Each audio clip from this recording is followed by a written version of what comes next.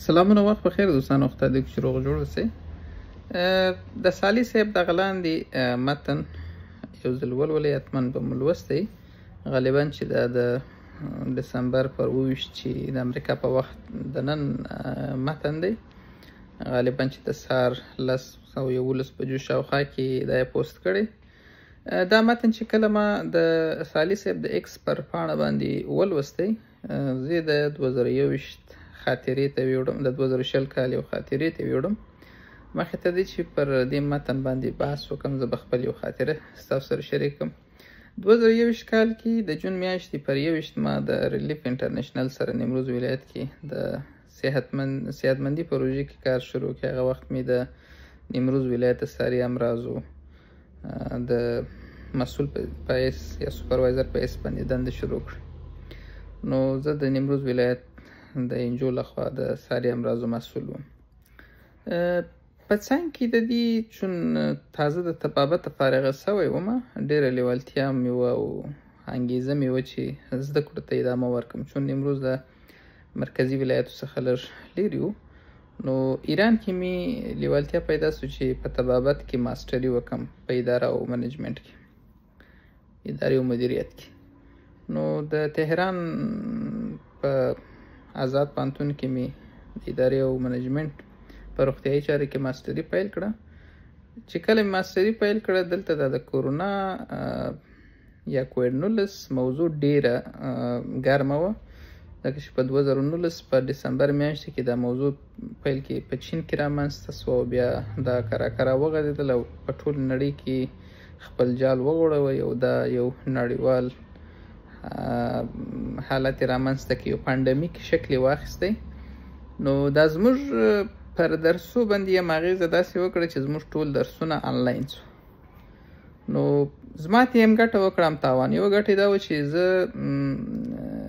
وه چې وظیفه مې ونه سو کولی چې پرېږدم، خپل وظیفه مې هم کوله او بعد 5 بجو مې خپل آنلاین درسونه تر 8-9 بجو د شپې تعقیبول. بل اړخ څخه تاوان دا و چې هغه زموږ چون ماسټري زیاتره څېړنه ده او څېړنه زیاتره میداني ده، نو هغه تاوان یې دا و.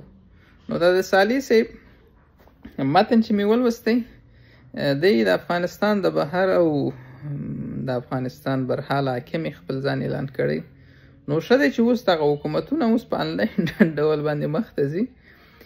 2021 کال کې چې کله د اګست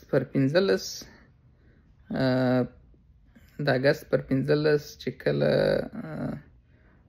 امارت کابل ته ننوت، نو هغه وخت ولسمشر اشرف غني چې کله کابل پرېښود، نو د دفاع وزیر نه و، ډېر د کابینې وزیران معینان دا وی ټول د کابل څخه وتي وه. حتی د پارلمان غړي ډېر. سالي صاحب فکر کوم په اوایلو کې اول پنجشیر ته تلل او بیا د پنجشیر څخه وتی.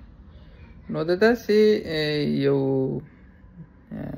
نظام چې هغه یو غړی هم اوس په افغانستان کې پرته له پخواني ولسمشر کرزی صاحب او ډاکټر صاحب عبدالله چې په وطن کې دي، اکثریت یې نسته او که هغه وي هم د عادي وګړو په حیث باندې خپل وظیفه خپل ژوند مخ ته وړي.